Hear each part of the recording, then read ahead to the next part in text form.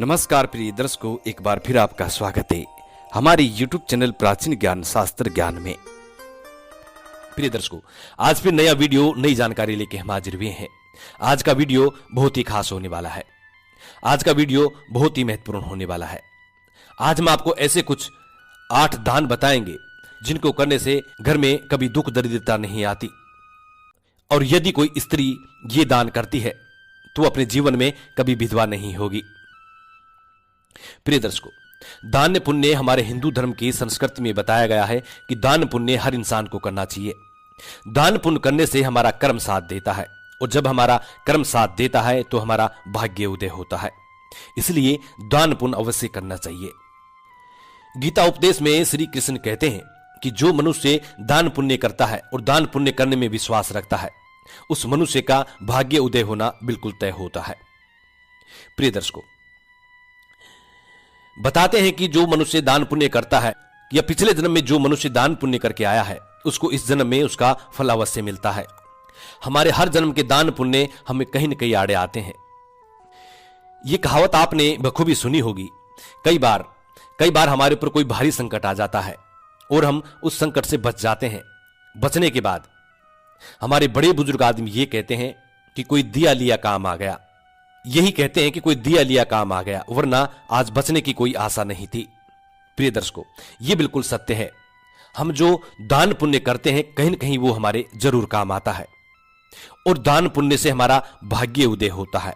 और जब भाग्य उदय होता है तो हम तरक्की करने लगते हैं, हम धन अर्जित करने लगते हैं, हमारे घर में सुख समृद्धि आती है। इसलिए दान पुण्य अवश्य करें। हम आपको बताएंगे कि ऐसे 9 दान आपको कौन से करने हैं। इससे पहले जो लोग हमसे नए जुड़े वो हमारे चैनल को सब्सक्राइब करें, अच्छे कमेंट करें, बेल आइकन ऑन करना ना भूलें, ताकि हर आने वाली वीडियो का नोटिफिकेशन सबसे पहले आपको मिले और आप उसका फायदा उठा सकें। प्रिय दर्शकों, हमारी बताई गई जानकारी बिल्कुल सही और सटीक होती है। हम जो भी जानकारी बताते हैं पुराने ऋषि मुनि और पुराने ग्रंथों से प्रमाणित होती है। हमारी बताई गई जानकारी से यदि किसी भी एक भी इंसान का भला होता है तो प्रिय दर्शकों, हमारा जीवन भी सार्थक होता है। हम भी अपने आप को कृतार्थ समझते हैं।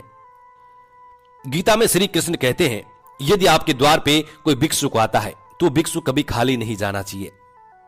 प्रिय दर्शकों, आज के जमाने में लोग भिक्षुक को धुतकार के भगा देते हैं और ये कहते हैं कि हट्टा कट्टा है, कमा के क्यों नहीं खाता।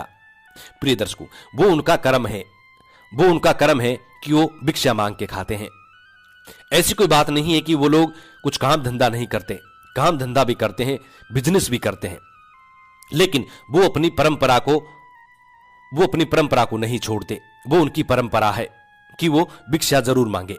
इसलिए जब भी आपके द्वार पे कोई भी भिक्षुक आता है तो वो खाली नहीं जाना चाहिए। दूसरा, जब भी कोई गौ माता आपके द्वार पे आती है तो उस गौ माता को रोटी या निवाला जरूर खिला के भेजें। श्री कृष्ण गीता उपदेश में कहते हैं कि जो मनुष्य गाय को निवाला खिलाता है, जो मनुष्य गाय को रोज निवाला खिलाता है, रोज सुबह की पहली रोटी खिलाता है, उसके घर में धन धान्य की कभी कोई कमी नहीं रहती। उस व्यक्ति के घर में सदैव मां लक्ष्मी निवास करती है और उस घर में सदैव सुख समृद्धि बनी रहती है। इसलिए द्वार पे आई गौ माता को जरूर एक रोटी खिलाएं। यदि आपके द्वार पे भी गौ माता नहीं आती है तो भी आप कहीं से ढूंढ करके गौ माता को एक रोटी जरूर खिलाएं। प्रिय दर्शकों, ऐसा करने से आपके घर में सभी नकारात्मक ऊर्जाओं का नाश होता है और आपके घर में सुख समृद्धि आती है। प्रिय दर्शकों, हम आपको बताते हैं कि 9 दान आपको ऐसे कौन से करने हैं जिनसे शादीशुदा महिला अपने जीवन में विधवा का जीवन नहीं व्यतीत करती। शादीशुदा महिला कभी विधवा नहीं होती। सबसे पहला दान, तिलों का दान। जो महिला बुधवार के दिन यदि तिलों का दान करती है, उस महिला के पति की दीर्घायु होती है, यानी लंबी आयु होती है। वो महिला अपने जीवन में विधवा का जीवन व्यतीत कभी नहीं करेगी। इसलिए शादीशुदा महिलाओं को चाहिए कि वो तिलों का दान अवश्य करें। बुधवार के दिन तिलों का दान करें।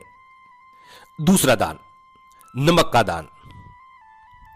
नमक का दान आपके घर में सुख समृद्धि लाता है, और नमक का दान करने से आपके घर में सदैव सुख समृद्धि बनी रहती है।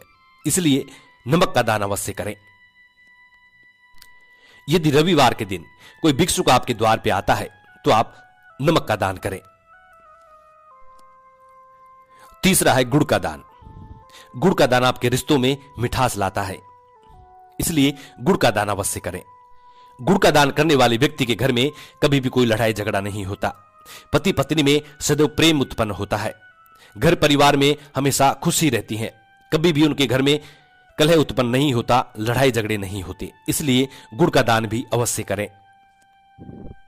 चौथा दान, वस्त्र दान। जो महिला अपने हाथों से वस्त्र दान करती है, उसके घर में दुख पीड़ा का अंत होता है। कभी उस घर में कोई बीमारी नहीं आती। उस घर में रहने वाले सभी लोग निरोगी रहते हैं। उनके ऊपर कभी कोई बीमारी नहीं होती। इसलिए वस्त्र दान भी जरूर करें। पांचवा दान श्री कृष्ण बताते हैं कि बर्तन दान। यदि जो महिला या जो पुरुष बर्तन दान करता है, उस घर में कभी झगड़ा नहीं होता, क्योंकि झगड़े की जड़ बर्तन होते हैं। एक घर में यदि 5 बर्तन होते हैं तो भड़बड़ाते हैं। इसलिए बर्तन दान बहुत जरूरी है। घर में सुख शांति पाने के लिए, सुख समृद्धि पाने के लिए बर्तन दान जरूर करें। और जिस घर में झगड़ा होता है, जिस घर में रात दिन कलह उत्पन्न होता है, उस घर में मां लक्ष्मी निवास नहीं करती। इसलिए घर के झगड़े को खत्म करने के लिए बर्तन दान अवश्य करें। छठा बताया है अन्नदान। अन्नदान करने से मां अन्नपूर्णा आपके ऊपर मेहरबान होती है। मां अन्नपूर्णा की असीम कृपा आपको मिलती है। आपके घर में सदैव धन धान्य की कभी कोई कमी नहीं रहेगी। इसलिए अन्नदान भी अवश्य करें। भूखे को भोजन खिलाना यह भी सबसे बड़ा दान है। इसलिए अन्नदान हमेशा करता रहना चाहिए। 7वां दान श्री कृष्ण कहते हैं कि पैसा दान कभी भूल कर भी ना करना चाहिए। जो लोग पैसों का दान करते हैं, पैसों का दान कभी ना करें, क्योंकि यदि आप पैसों का दान करते हैं तो सामने वाला बंदा आपके पैसों का गलत उपयोग करता है। वो मांस मदिरा का सेवन करेगा और भी कुछ गलत कर सकता है। इसलिए पैसा दान ना करें। यदि भिक्षुक भूखा है तो उसको बिठा के भोजन खिलाए, लेकिन पैसा दान ना करें। 8वां दान श्री कृष्ण कहते हैं कि दूध का दान कभी भी भूल कर ना करें। 8वां दान दूध का दान बताया है कि दूध का दान कभी भी भूल कर नहीं करना चाहिए। जो व्यक्ति दूध का दान करेगा, उसके जीवन पर भारी संकट आ सकता है और धीरे धीरे उसके हाथ से सब कुछ फिसलता जाएगा। वो व्यक्ति बर्बाद भी हो सकता है। वो व्यक्ति रोड पे आ जाएगा। इसलिए कभी भी भूलकर दूध का दान ना करें। जिस घर में यह गलती होती है, वो आज से इस गलती पर ध्यान दे। और दूध का दान करने वाला व्यक्ति कभी सुखी नहीं रहता। उसके हाथ से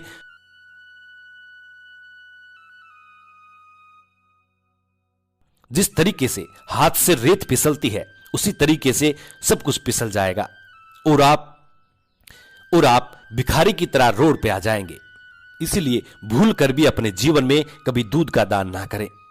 यदि कोई आपके सामने ऐसी गलती भी करता है तो उसको यह सलाह दें, उससे यह कहें कि आप दूध का दान ना करें। प्रिय दर्शकों, गोदान करने से घर में सुख शांति के साथ धन संपत्ति बनी रहती है। जो महिला गोदान करती है, वो कभी भी विधवा का जीवन व्यतीत नहीं करती। परिवार में किसी की भी अकाल मृत्यु नहीं होती। परिवार से सभी व्यक्तियों का अकाल मृत्यु का खतरा उठ जाता है। खासकर जो महिला दान करती है, उसके पति के ऊपर से। उसके पति दीर्घायु होते हैं। प्राचीन काल और प्राचीन समय में लोग अधिक से अधिक गोदान किया करते थे, जिससे वो लोग दीर्घायु होते थे, लंबी आयु होती थी। प्रिय दर्शकों, आपने ये सुना होगा कि जो प्राचीन समय के जो लोग थे, वो पूरी 100 वर्ष पार करते थे। पूरी 100 वर्ष पार करते थे और 100 वर्ष की उनकी आयु होती थी। कई लोग तो ऐसे हैं जो 200, 150 वर्ष के समथिंग जीते थे, क्योंकि वो लोग गोदान करते थे। और गोदान करने से दीर्घायु की प्राप्ति होती है। गोदान करने की जो वार हैं, बुधवार, शुक्रवार और शनिवार, ये 3 वार को आप गोदान कर सकते हैं। अब गोदान किसको करें, यह सवाल होता है। देखिए, गोदान आप अपनी बहन बेटी को कर सकते हैं, अन्य किसी साधु संत को कर सकते हैं, किसी को भी आप गोदान कर सकते हैं। इसलिए गोदान अवश्य करें। जो महिला अपने हाथों से गोदान करती है, वो कभी भी विधवा का जीवन व्यतीत नहीं करती। हम उम्मीद करते हैं कि यह जानकारी आपको जरूर पसंद आई होगी और आप इससे फायदा भी उठाएंगे। जी नमस्कार, धन्यवाद।